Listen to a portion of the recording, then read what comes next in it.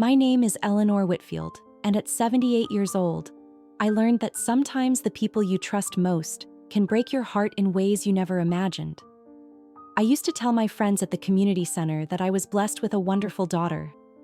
That was before I woke up in a strange bed, surrounded by unfamiliar walls, listening to the sounds of other residents shuffling down sterile hallways.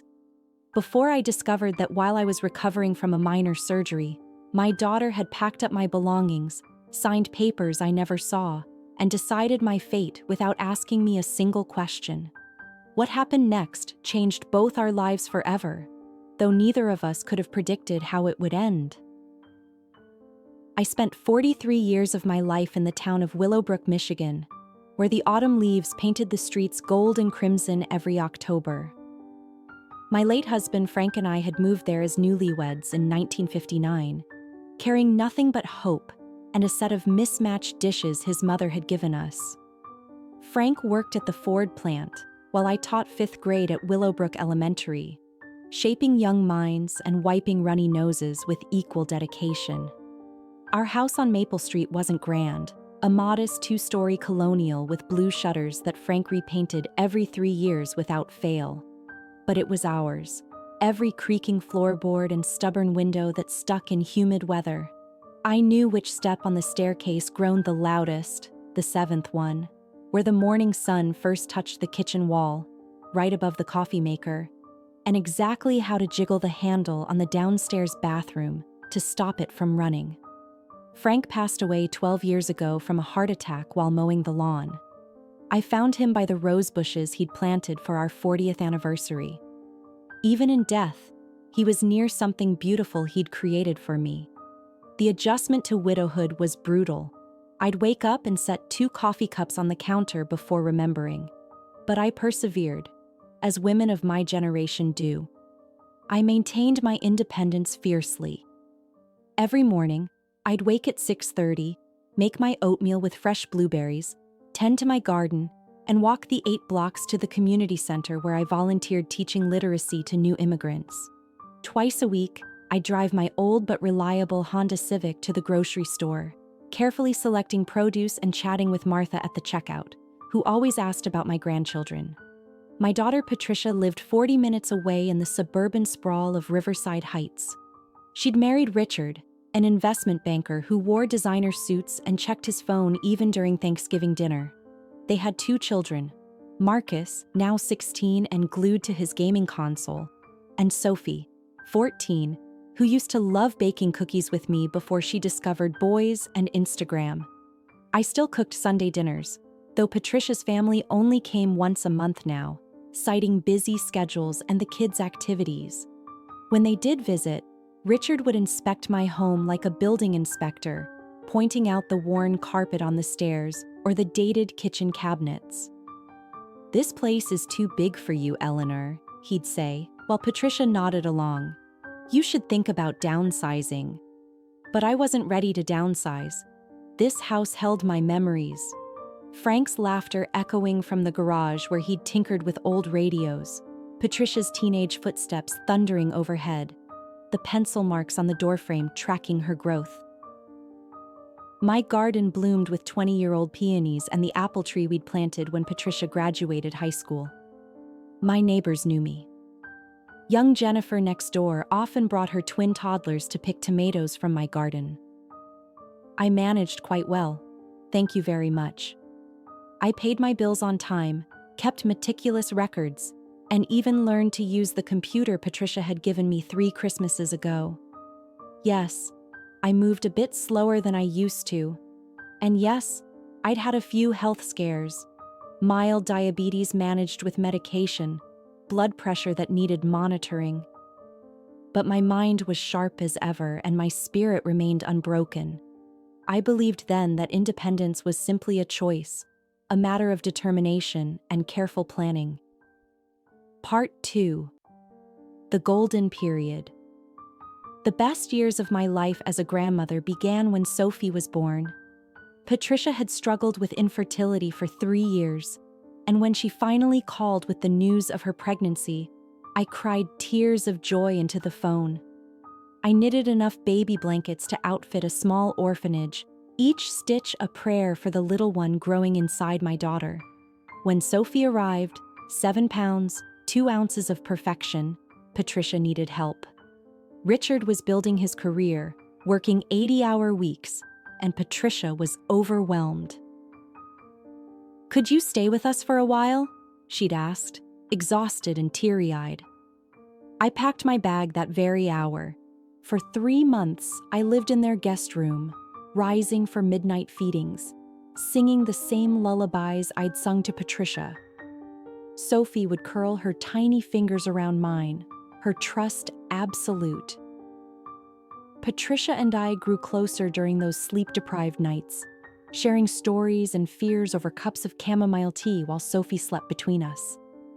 When Marcus came along 2 years later, I was there again. This time, I knew exactly what Patricia needed. Meals prepared and frozen, laundry folded, Sophie entertained while she nursed the baby. Richard even thanked me, genuinely, saying he couldn't have managed without me. "You're a godsend, Eleanor," he'd said, and for once, his phone stayed in his pocket during dinner. As the children grew, our Sunday dinners became tradition. Sophie would run to the door calling Grandma Ellie before I even knocked. Marcus, shyer but equally affectionate, would show me his latest Lego creation or drawing. I taught Sophie to knit when she was 8, her small fingers fumbling with the needles as mine once had. Marcus and I built a birdhouse that still hangs in my backyard, painted bright blue per his specifications.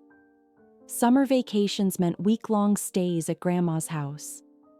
We'd bake Frank's famous chocolate chip cookies, using the recipe he'd perfected over years of experimentation. The kitchen would fill with laughter and flour dust as we measured and mixed. Evenings were for stories, sometimes from books, sometimes from my memory. I'd tell them about their grandfather, how he'd courted me with hand-picked wildflowers and terrible poetry that made me love him more for trying. Patricia seemed grateful then for my involvement. She'd drop the kids off for weekend sleepovers, trusting me completely. "You're the best mother," she'd say, hugging me at the door. "I don't know what we'd do without you." Those words warmed me more than any sweater could. I remember specific moments like photographs. Sophie at 10, proudly presenting a scarf she'd knitted for my birthday, lumpy and full of dropped stitches but made with love. Marcus at 12, helping me plant tomatoes, his face serious with concentration as he measured the spacing between plants. Family barbecues in my backyard, Richard actually relaxing enough to flip burgers, while Patricia and I watched the kids play in the sprinkler. The Christmas when Sophie was 12 stands out particularly. She'd been going through a difficult time at school, mean girls and social drama. She asked to spend the weekend with me, and we talked for hours while decorating sugar cookies. "Grandma, why are people cruel?" she'd asked. I'd shared my own experiences, and by Sunday she returned home stronger, armed with wisdom and my secret recipe for confidence, standing tall and killing with kindness. Even as the children entered their teenage years and visits became less frequent, our bond remained strong. They'd text me funny photos, call for advice on school projects. I was their safe harbor, their connection to family history, their supplier of unconditional love and exceptional cookies. Those were the golden years, when I was needed, valued, an integral part of my family's life. Everything began to change when Richard received his promotion to senior managing director. It was early spring, and Patricia called, breathless with excitement. "You won't believe it. Richard's salary is doubling. We're looking at houses in Westfield Estates." Westfield Estates was an hour and 20 minutes away, a gated community where the houses looked like small hotels and the lawns appeared painted rather than grown. I congratulated them, of course, pushing down the selfish pang at the thought of them moving farther away. The changes were subtle at first. Sunday dinners became Sunday lunches, then every other Sunday brunches. "The drive is just so long," Patricia would explain, and the kids have so many activities now. Sophie had joined the travel soccer team and Marcus was in robotics club. Their scheduled lives left little room for grandmother visits. When they did come, Patricia seemed different, stressed despite their newfound wealth, constantly checking her phone, comparing their new neighbors' accomplishments to their own. She'd gained weight and started coloring her hair a shade too dark for her complexion. Richard, meanwhile, had become even more absorbed in work, often staying in the car for calls during their brief visits. "This house is really showing its age," Patricia observed during one visit, running her finger along my kitchen counter. "When's the last time you updated anything?" "When it needed updating," I replied, perhaps more sharply than intended. "Everything works perfectly fine." She began dropping hints about senior communities she'd seen advertised. "They have activities, book clubs, water aerobics, organized trips. Wouldn't that be nice? And no maintenance to worry about." I changed the subject, but the seed was planted. Every visit brought new observations. The stairs were too steep, the bathroom needed grab bars, the neighborhood was declining. It wasn't. She simply meant it wasn't Westfield Estates. Richard would chime in with financial arguments about property values and maintenance costs. The children, influenced by their parents' attitudes, began seeing my home differently too. "Grandma, why does your TV only get basic channels?" Marcus asked one day. "Our house has a home theater." Sophie, once content to spend hours in my garden, now complained about the Wi-Fi speed and the lack of a pool. The shift accelerated after what Patricia called the incident. I'd been pruning my roses when I felt dizzy. Nothing serious, just a moment of vertigo likely caused by standing up too quickly. But I made the mistake of mentioning it during our next phone call. Patricia drove over immediately, Richard in tow, acting as if I'd had a heart attack. They insisted on taking me to urgent care, where a young doctor confirmed what I already knew. I was fine, just needed to stay hydrated and be careful about sudden movements. But Patricia latched onto this like a terrier with a bone. She started calling daily, asking about every ache and pain. She hired a cleaning service without consulting me, claiming I shouldn't be straining myself. When I protested the expense and intrusion, she said Richard was paying for it, as if that made it better. "I'm worried about you," became her constant refrain. "All alone in that big house. What if something happens?" "Then I'll deal with it, as I always have," I'd respond.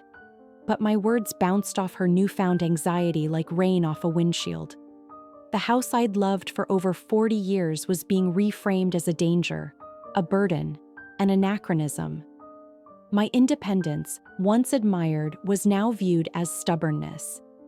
My self-sufficiency was reinterpreted as risky behavior. Looking back, I can see how Richard's promotion didn't just change their financial status, it changed their entire worldview. They'd entered a social stratum where elderly parents in older homes were embarrassments to be managed, problems to be solved efficiently. But at the time, I simply thought they were going through an adjustment period. The months following Richard's promotion brought a cascade of small betrayals that, in hindsight, were preparing me for the ultimate one. Patricia's calls shifted from genuine conversation to interrogations disguised as concern. "Did you take your medications today? How many times did you check your blood sugar? Are you sure you should be driving at night?" Each question chipped away at my dignity, reducing me from a capable adult to a problem requiring management. I'd run my own household for over 5 decades, raised a child, maintained a career, and nursed my husband through his final illness. Yet suddenly, I needed supervision for basic tasks. The house became her primary target. During each visit, Patricia would conduct informal inspections, photographing things with her phone. "For reference," she'd say when I asked. "Reference for what?" She'd point out issues that weren't issues. A slightly loose banister I'd been meaning to tighten, dust on the ceiling fan in the guest room, the way I'd organized my medications in the kitchen instead of the bathroom. "I found expired yogurt in your fridge," she announced one Sunday, holding it up like evidence in a criminal trial. "It expired yesterday," I pointed out. "I simply hadn't gotten to it yet." But she'd already thrown it away, along with perfectly good leftovers she deemed questionable and condiments that didn't meet her freshness standards. My refrigerator, once stocked with ingredients for cooking and baking, became a battleground for my autonomy. Richard's contributions were worse. He'd pull Patricia aside for whispered conferences, glancing at me as if I couldn't notice. Later, she'd relay his concerns about my financial vulnerability. Did I know about identity theft? Was I aware of senior scams? Perhaps I should give Patricia power of attorney, just in case. "In case of what?" I'd asked. "Well, you never know," she'd replied, unable to meet my eyes. The children's visits dwindled to obligatory appearances. Sophie, once my eager baking companion, now sat in my living room scrolling through her phone, earbuds firmly in place. When I suggested making cookies, she'd wrinkle her nose. "Grandma, do you know how much sugar is in those? We're watching what we eat." Marcus barely looked up from his tablet when they arrived. The boy who'd once begged for stories about Grandpa Frank now answered my questions in monosyllables.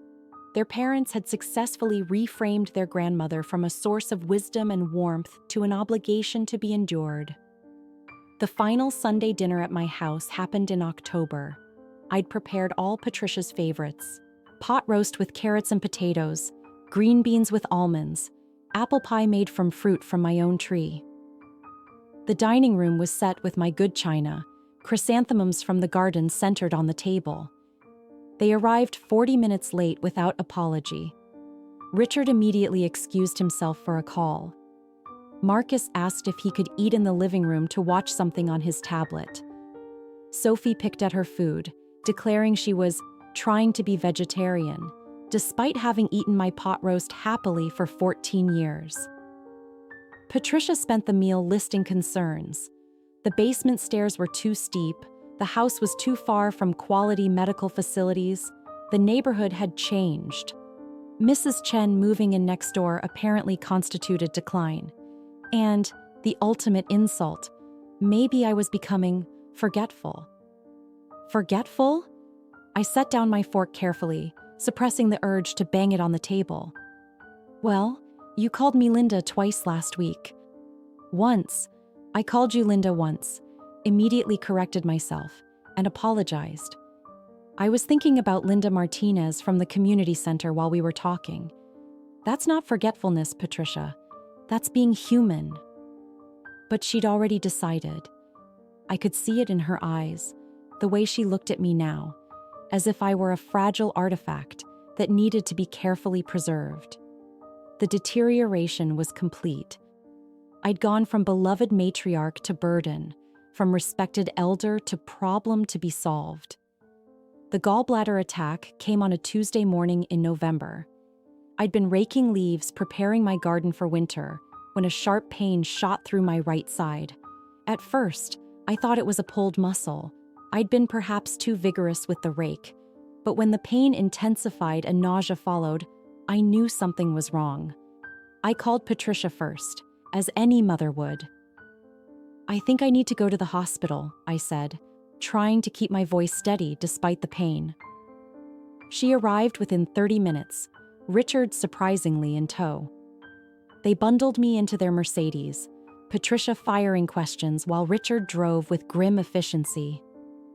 At Willowbrook General, the emergency room doctor, a kind woman who looked younger than my granddaughter, confirmed acute cholecystitis.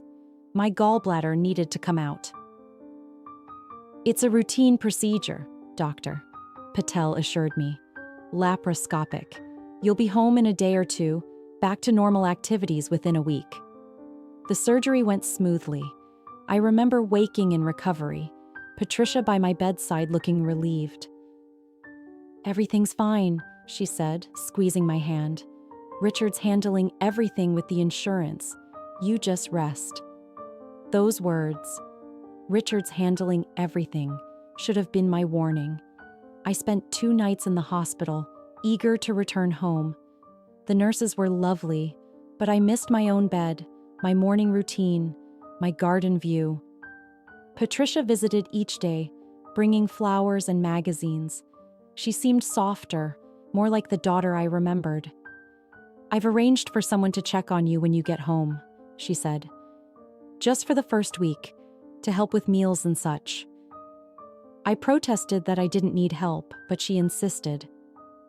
"Please, for my peace of mind." On discharge day, Thursday morning, Patricia arrived early. She'd brought clothes from home, comfortable ones, she said, for the ride.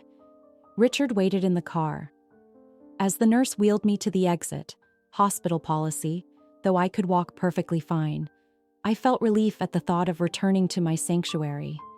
But when Richard turned left instead of right out of the hospital parking lot, my relief curdled into confusion. "You're going the wrong way," I said. Patricia turned from the front seat, her face a mask of forced cheer.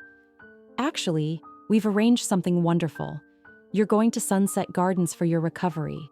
They have physical therapy, nursing care, prepared meals, everything you need to heal properly." The words hit me like ice water. Sunset Gardens was a nursing home, senior care facility, on the outskirts of town. I'd visited a former colleague there once. The smell of industrial disinfectant and despair had lingered in my nostrils for days. "No." The word came out stronger than I felt. "Take me home. Now. Be reasonable. You just had surgery. You can't manage alone." "I can and I will. Turn this car around." Richard spoke for the first time, his voice condescendingly patient. "Eleanor, it's already arranged. Your Medicare covers the first 20 days. It's the smart choice." "It's my choice," I shot back. But even as I spoke, I saw Patricia pull papers from her purse. "Actually, when you were admitted, you signed a medical power of attorney. You were in pain, probably don't remember. The doctor agrees this is best for your recovery." I stared at the papers she waved. Papers I vaguely recalled signing when the pain was at its worst, when I'd have signed anything to make it stop. They'd used my moment of vulnerability, my trust in my daughter, to strip away my autonomy. "You planned this," I whispered, the full betrayal dawning. "The surgery. You saw an opportunity." Patricia's face crumpled slightly. "Don't be dramatic. It's temporary, just until you're stronger." But I knew better. I'd heard this story before from friends whose temporary stays became permanent imprisonment. The testing event had come, and I had failed, not through any weakness of my own, but because I'd trusted the wrong person with my signature. The Mercedes pulled up to Sunset Gardens at 11:47 a.m. on that Thursday morning. I remember the time exactly because I was desperately noting every detail, as if bearing witness to my own kidnapping. The building squatted like a beige toad among manicured hedges, its cheerful yellow awning mocking the circumstances of my arrival. "Please," Patricia said as I refused to get out of the car. "Just look at it. It's nice. They have activities, a library, a garden area." "I have a garden," I interrupted. "At my home. Where I should be." Richard had already gone inside, efficient as always, handling paperwork while Patricia handled me. Through the glass doors, I could see him at a desk, signing forms that would cage me in this place. A woman in scrubs emerged, Nancy, according to her name tag, with a practiced smile and eyes that had seen too many unwilling arrivals. "Mrs. Whitfield, we're so happy to have you. Your room is all ready." "I'm not staying," I announced, but Nancy's smile never wavered. "Of course, dear. Let's just get you settled and comfortable first." They spoke about me, not to me. Patricia and Nancy discussed medications, therapy schedules, dietary restrictions I didn't have, as if I were a package being transferred rather than a human being with opinions. When I tried to interject, Patricia would pat my hand and say, Let the professionals handle this. The betrayal crystallized fully when they wheeled me, insisted on the wheelchair despite my protests, to room 127. It was clean, I'll grant that. Sterile. A single bed with rails, a small dresser, a chair by the window overlooking the parking lot. Nothing of mine, nothing of home. "Where are my things?" I asked. "I'll bring some tomorrow," Patricia promised. "Your photos, some clothes, maybe that Afghan you like." Some clothes? What about all my belongings? My books? My grandmother's china? My garden tools? She exchanged glances with Nancy. "You don't need all that here. This is temporary, remember?" But Richard had reappeared with paperwork, and I caught sight of the duration. 90 days initial stay, with renewal pending assessment. 90 days is not temporary, I said, my voice rising. That's a prison sentence. "Mother, you're being dramatic," Patricia said, reverting to mother, what she called me when she was annoyed. "This is for your own good. You'll thank me later." Those words, "for your own good," ignited something in me. How many times throughout history had those words been used to justify stripping away someone's freedom, dignity, choice? "I want to call my lawyer," I announced. Patricia actually laughed. "You don't have a lawyer?" "Then I'll get one. This is false imprisonment, elder abuse. I'm of sound mind and I refuse to stay here." Nancy intervened smoothly. "Mrs. Whitfield, you're recovering from surgery. Your daughter has medical power of attorney. Let's just focus on healing right now." "I'll revoke it," I said desperately. "That requires legal documentation," Richard said, speaking directly to me for once, "and psychiatric evaluation to prove competency, which, given your current agitation and recent medical trauma, might be challenging." There it was, the trap, perfectly sprung. Use my surgery against me, my pain medication, my completely normal emotional response to betrayal as evidence of incompetence. I saw the walls closing in, not the beige walls of room 127, but the legal and medical walls they'd constructed around me. Patricia knelt beside the wheelchair then, taking my hands. For a moment, I thought I saw my real daughter in her eyes. "Please, I love you. I'm trying to keep you safe. Just give it a chance. If you really hate it after a few weeks, we'll discuss alternatives." "Alternatives like going home?" She didn't answer, which was answer enough. They left me there. My own daughter walked out of room 127, leaving me with strangers, with nothing but the clothes I wore and the sinking realization that she'd chosen this. Chosen to imprison me rather than support me. Chosen convenience over compassion. Chosen Richard's influence over her mother's autonomy. That night, lying in the narrow bed listening to someone's television through the walls, I made my own choice. If Patricia could betray 43 years of love and trust, then I could respond in kind. She'd taken my freedom. I'd take her inheritance. My first week at Sunset Gardens taught me the difference between existing and living.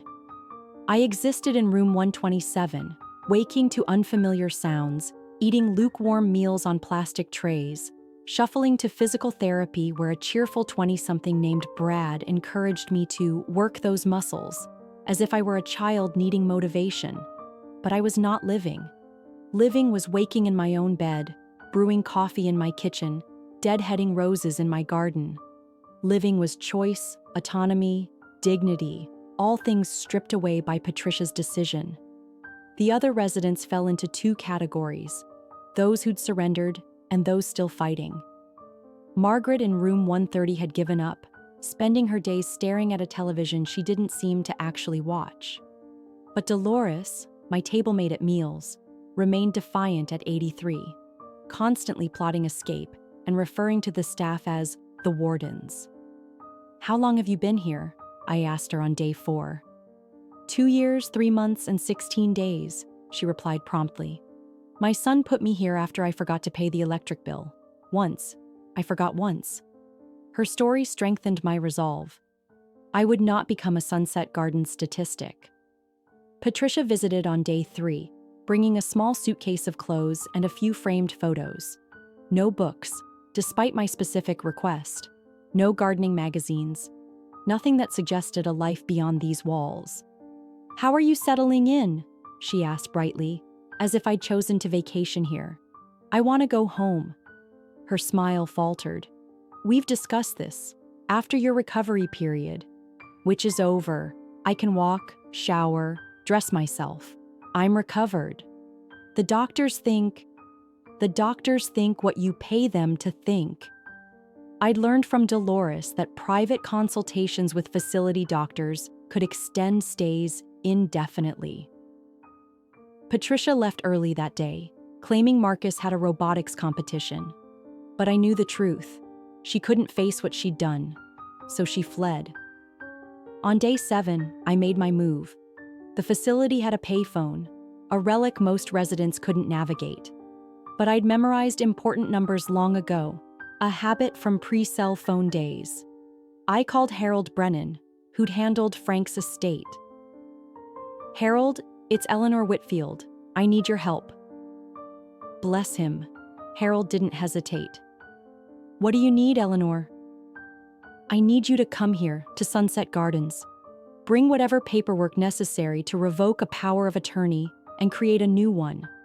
And Harold, bring documents to list my house for sale. The silence stretched before he responded. Eleanor, are you sure? Property sales under POA can be complicated. The house is in my name alone, always has been, and I'm of sound mind, whatever my daughter might claim. Can you help me or not? I'll be there tomorrow. That night, I lay awake planning. If Patricia could make unilateral decisions about my life, I could make them about my assets. The house on Maple Street, worth approximately $350,000 in today's market, would be my weapon and my freedom. Harold arrived the next afternoon with his briefcase and a notary. We met in the facility's privacy room, a generous term for a converted closet with 2 chairs and fluorescent lighting. But it served our purpose. I want to revoke Patricia's medical power of attorney immediately, I began. I want it transferred to my friend Jennifer Chen, my neighbor. She's agreed already. I'd called Jennifer that morning. She'd been horrified to learn where I was and immediately offered help. Harold nodded, making notes. And the house? List it immediately. Price it to sell fast. I want the proceeds deposited into a new account that Patricia cannot access. And after the sale? I took a breath. This was the hard part, the bridge burning part. But Patricia had lit the first match. I want you to draft a new will. The house proceeds and all my assets are to be divided between 3 charities: the Willowbrook Public Library, where I volunteered, the Community Literacy Center, and the Elder Rights Legal Foundation. Harold's pen paused. Nothing for Patricia? Nothing. And Harold? I want you to send her a formal letter informing her of the house sale and the will changes. Make sure she understands this is a direct result of her putting me here against my will. He studied me carefully. Eleanor, I have to ask, are you doing this in anger? Decisions made in emotional states can be regretted later. I'm doing this with perfect clarity, I replied. My daughter stole my freedom. I'm ensuring she doesn't steal anything else. Patricia discovered the house sale exactly 3 weeks later. I was in the facility's craft room, pretending to be interested in watercolors, when she burst through the doors like an avenging fury. Her face was mottled red, her usually perfect hair disheveled, and in her hand she clutched papers, clearly Harold's letter. Mother! The word cracked across the room like a whip. The other residents looked up with interest. Drama was rare entertainment here. Patricia, I replied calmly, not moving from my easel. You're disturbing the art therapy session." "Art therapy?" She waved the papers wildly. "You sold our family home during art therapy?" "My home," I corrected. "And yes, I did. Would you prefer I'd sold it during bingo?" She stalked across the room, and I noticed Richard hovering in the doorway, letting her take point in this confrontation. Typical. "How could you?" Her voice broke slightly. "That house. I grew up there. Your grandchildren. Visit twice a year if I'm lucky." I set down my paintbrush deliberately. "And you put me in a nursing home against my will. We all make choices, Patricia." "This is different. This is vindictive." "No," I said, standing to face her. "Vindictive would be selling it to developers who'd tear it down. I sold it to the Johnsons, that nice young couple with 3 children. They'll fill it with laughter again." "You had no right. I had every right." My voice rose to match hers. "Just as you claimed you had every right to imprison me here. At least I didn't forge your signature or trick you into signing anything while you were in pain." That landed. She stepped back, deflating slightly. "I didn't trick you. You were recovering from surgery. You needed care. I needed my daughter to respect my wishes. Instead, I got betrayal." Richard finally entered, his phone eternally in hand. "Eleanor, let's discuss this rationally. The house sale can still be reversed." "No, it can't. Closing was yesterday. The check is already deposited in an account you can't touch." Patricia sank into a chair, the fight draining from her. "That house was supposed to be my inheritance. My security." "Your security?" I laughed, but it was bitter. "What about my security? My autonomy? My dignity? You stole all of that when you dumped me here. It's not like that, isn't it? Tell me, Patricia, when were you planning to let me go home? After 90 days? 6 months? Ever?" Her silence was damning. "I want to leave," I continued. "Today. The house money will more than cover a nice apartment, home care if needed, whatever it takes to live independently." Richard cleared his throat. "Actually, the facility contract requires 30 days' notice and a doctor's approval for discharge." "Which you'll never get," I finished. "Because you've already paid them to say I'm incompetent, haven't you?" Patricia wouldn't meet my eyes. "The doctor says you're showing signs of agitation, possible paranoia." "Because I'm angry about being imprisoned. That's not paranoia, Patricia. That's a normal human response." "Please, just stay here a little longer. Get stronger. Then we'll talk about alternatives." "Like you talked to me before making this decision? Like you respected my 43 years of successful independent living?" She started crying then, but they felt like manipulative tears. "I'm trying to protect you. Dad would have wanted—" "Don't you dare invoke your father." I stood so quickly my chair scraped. "Frank would be ashamed of you. He believed in dignity, in choice, in respecting your elders. He would have never locked me away for convenience." Patricia flinched as if slapped. "It's not about convenience." "Then what? Tell me why you really did this." She was quiet so long I thought she wouldn't answer. Then, in a small voice, "Richard's firm is expanding internationally. We might need to relocate to London for 2 years.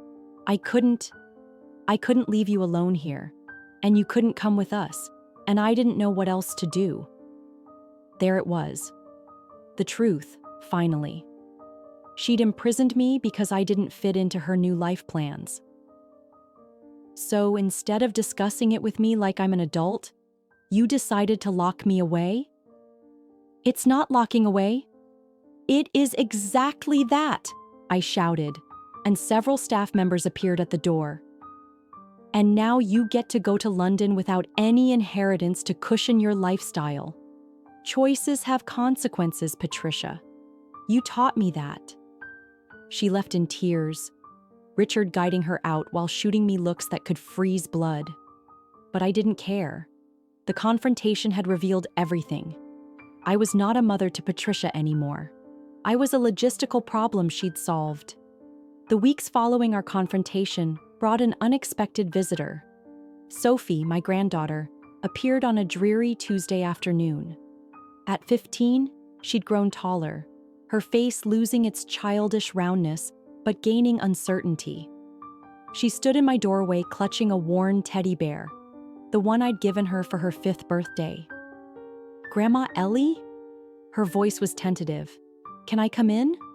"Sophie!" I couldn't hide my surprise or the joy that flooded through me. "Of course, sweetheart, come, sit." She perched on the edge of my visitor's chair, the bear in her lap. Up close, I could see she'd been crying. Her eyes were puffy, mascara slightly smudged. "Mom doesn't know I'm here," she said quickly. "I told her I was at Jessica's house." "I see." I waited, knowing she'd come for a reason. "Is it true?" she burst out. "What she says? That you're not well? That you can't take care of yourself anymore?" I studied my granddaughter's face, seeing genuine concern mixed with confusion. "What do you think, Sophie? Do I seem unwell to you?" She looked around the stark room, taking in the industrial bed, the locked windows, the call button on the wall. "You seem trapped." "That's because I am." But she said, "Your mother says a lot of things. What does your heart tell you?" Sophie clutched the bear tighter. "I remember when Grandpa died. You were so strong. You handled everything. The funeral, the insurance, the house. You helped us through it even though you were grieving too." "I remember. And then you taught me to knit, to bake, to garden. You never forgot anything. You were more organized than anyone." She paused, her voice dropping. "So why are you here?" I could have painted Patricia as a villain, poisoned my granddaughter against her mother. It would have been easy, and part of me wanted to. But looking at Sophie's troubled face, I chose honesty instead. "Your parents are planning to move to London. They didn't know what to do with me." Sophie's eyes widened. "London? They didn't tell us." She stopped, understanding dawning. Oh, that's why she's been so weird lately, and why Dad keeps having those hushed phone calls. They were trying to protect you and Marcus, I suppose." "By lying?" Anger flashed across her features. "By locking you up and lying to us about it." "Sophie." "No, Grandma, this is wrong. You don't belong here. You belong at home, in your garden, making cookies and telling stories and being you." Tears streamed down her face now. "I heard her tell Dad you were getting confused, forgetting things. But you remember Mr. Fuzzy." She held up the bear. "You remember everything that matters." Her words broke something in me. I'd been so focused on my anger, my betrayal, my plans for justice that I'd forgotten the collateral damage. My grandchildren, losing their grandmother not to death or disease, but to their parents' choices. "I sold the house," I admitted quietly. "Changed my will. Your mother won't inherit anything now." Sophie absorbed this, then surprised me. "Good." "Sophie." "No, Grandma. If she could do this to you, after everything you've done for us, then she deserves consequences." She wiped her eyes fiercely. "I've been thinking about it all week, since I overheard them arguing about the house sale. And you know what? I'm glad you fought back.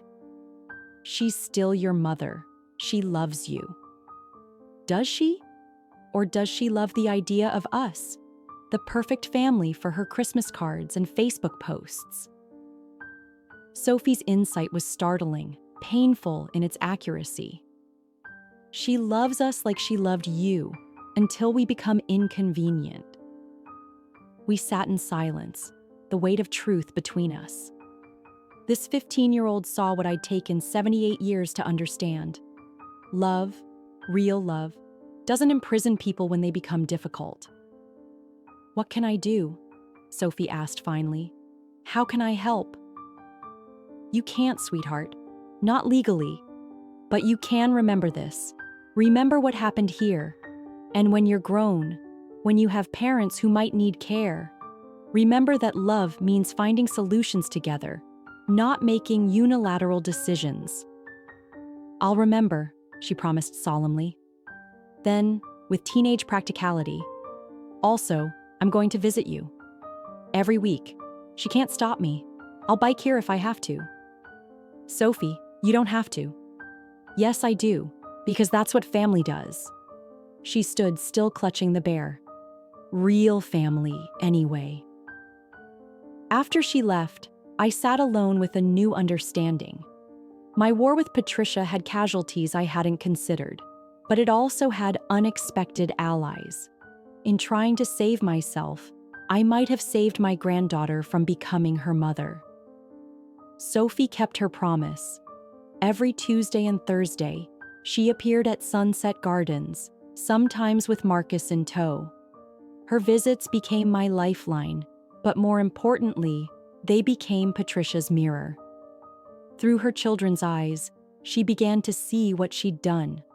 The transformation didn't happen overnight. First came the angry phone calls demanding I stop poisoning the children against her. I hadn't. Sophie had done that all on her own by simply observing and thinking. Then came the negotiations, Richard offering various financial incentives if I'd speak positively about their decision to the kids. You want me to lie to my grandchildren? I'd asked during one particularly tense phone call. Not lie, Richard had hedged. Just frame it differently. You mean lie. But Sophie was relentless in her quiet rebellion. She brought school projects to complete in my room, did her homework at my bedside table, practiced her Spanish vocabulary while I helped. She made Sunset Gardens part of her routine, normalizing it in a way that forced her parents to confront the reality of where they'd put me. Marcus, initially reluctant, began opening up during visits. She cries a lot now, he mentioned one afternoon, focused on his robotics homework. Especially after she and Dad argue about London. Oh? Dad says she's ruining the opportunity. She says she's already ruined everything. He looked up, 12-year-old eyes too knowing. She means you, doesn't she? And the house? What do you think? I think, he said carefully, that she made a mistake. A big one. And she doesn't know how to fix it. The cracks in Patricia's certainty widened when Jennifer Chen, my neighbor turned power of attorney, began visiting regularly. Jennifer was everything Patricia wasn't, respectful of my autonomy, dedicated to my wishes, treating me as a competent adult rather than a problem. Your mother's wonderful, Jennifer told Patricia during one awkward encounter in the facility lobby. So sharp, so capable. I don't understand why she's here when she could easily manage in an assisted living apartment or even at home with minimal help. Patricia had mumbled something about professional opinions and fled, but I saw the doubt creeping in. The real shift came in early December, 3 months after my imprisonment. Patricia arrived alone, without Richard, looking haggard. She'd lost weight, her expensive clothes hanging loosely, dark circles under her eyes that makeup couldn't hide. The London job fell through, she said without preamble. Richard's furious. Says it's because he had to deal with family drama instead of focusing on the presentation. I said nothing, waiting. Sophie won't talk to me about anything real. Just school, weather, surface things. Marcus spends all his time in his room. And Richard, ... She trailed off, then laughed bitterly. Richard suggested we could still salvage things if we put you in a full care facility. Said the sale of this place would be easier to manage from abroad. And I realized I married my mother's jailer. The words fell between us like stones in still water. I've become someone I don't recognize. Someone who could lock away her own mother for convenience. Someone whose children visit their grandmother in secret because they can't trust me. It was the first honest thing she'd said in months. The house money, she continued quietly. I don't care about it anymore. I mean, I do. Richard won't shut up about it, but that's not what keeps me awake. It's Sophie's face when she looks at me, like I'm a stranger, like I'm someone to be careful around. You are, I said simply. You've shown her that love is conditional, that family is disposable when it becomes inconvenient. That's a hard lesson to unlearn. Patricia broke down then, not the manipulative tears from before, but genuine, ugly crying. I don't know how to fix this. How do I undo it? How do I become someone my daughter can trust again? Start by getting me out of here, I suggested. Not to your house, not to another facility, to my own place where I can live my own life. Show Sophie that you can admit mistakes and correct them. But the doctors are paid by this facility. Get an independent evaluation. Fight for me the way you should have fought against me being here. She looked up, mascara streaming. What if it's too late? What if you never forgive me? If Sophie never trusts me? Then at least you'll have tried. That's more than you're doing now. Patricia left that day different than she'd arrived. Not transformed. That would take time. But cracked open, ready to change. The woman who'd prioritized convenience over compassion was finally seeing the cost of that choice. January brought unexpected snow and even more unexpected changes. Patricia arrived at Sunset Gardens with Harold Brennan and a woman I didn't recognize, Dr. Sarah Hoffman, an independent geriatric psychiatrist from the University Hospital. I've hired Dr. Hoffman to do a complete evaluation. A real one, Patricia said, her voice steady but her hands trembling. Harold is here to witness everything and file whatever paperwork necessary to get you released. I stared at my daughter, searching for the catch. Richard agreed to this? Richard and I are separating. She said it simply, like mentioning the weather. He gave me an ultimatum. Choose between fixing the situation or saving our marriage. I chose. Dr. Hoffman was thorough, spending 3 hours with various assessments. Unlike the facility's doctor who'd spent 15 minutes declaring me adjustment disordered, she actually listened. By the end, her conclusion was clear. Mrs. Whitfield shows no signs of cognitive impairment, no inability to manage daily activities, and no psychiatric conditions that would warrant institutionalization. In my professional opinion, she's more than capable of independent living with minimal support. Harold had the paperwork ready.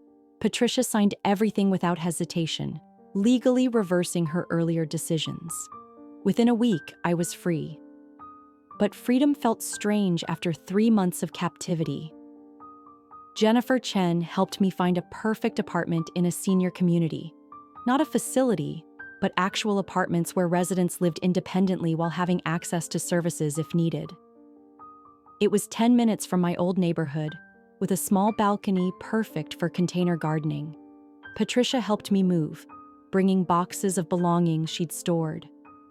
I couldn't sell your things, she admitted, unpacking my grandmother's china. Every time I tried, I'd remember you teaching me to set the table with these dishes.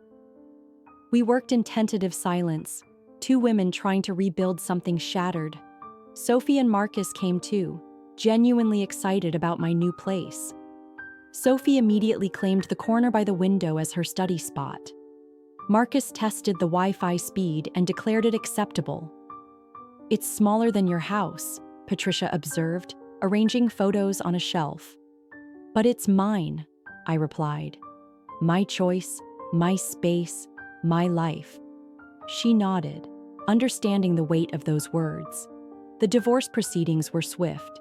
Richard wanted to cut ties quickly, move to London unencumbered. Patricia got the house in Westfield Estates, but put it on the market immediately.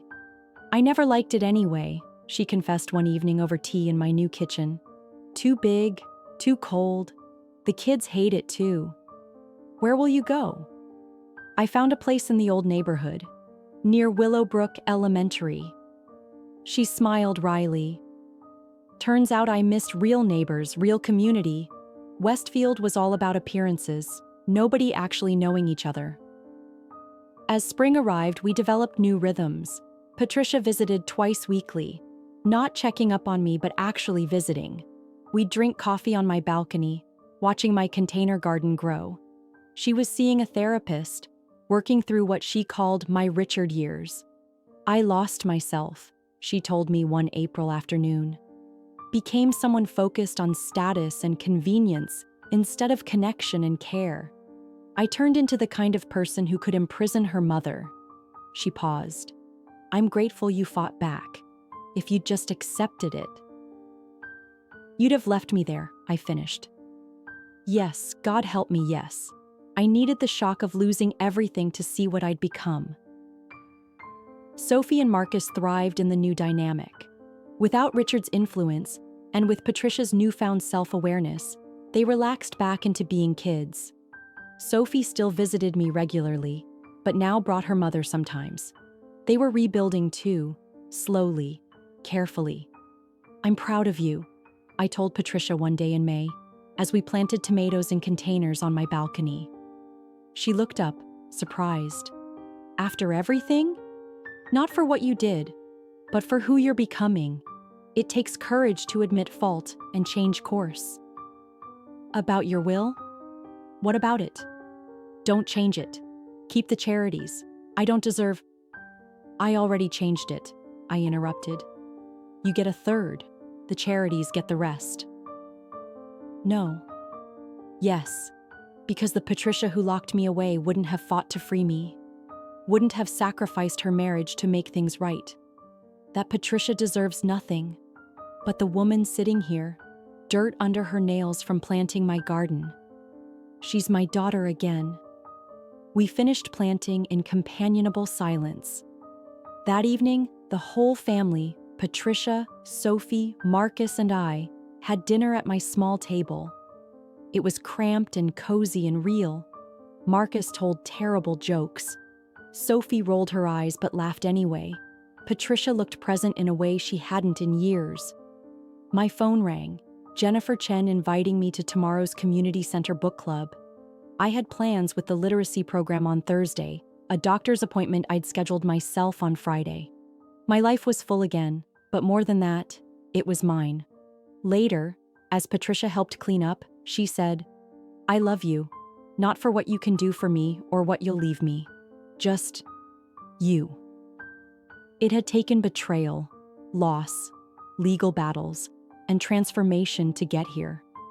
But sitting in my chosen home, watching my daughter teach my grandchildren to properly wash dishes, something I'd taught her decades ago, I felt something I hadn't expected.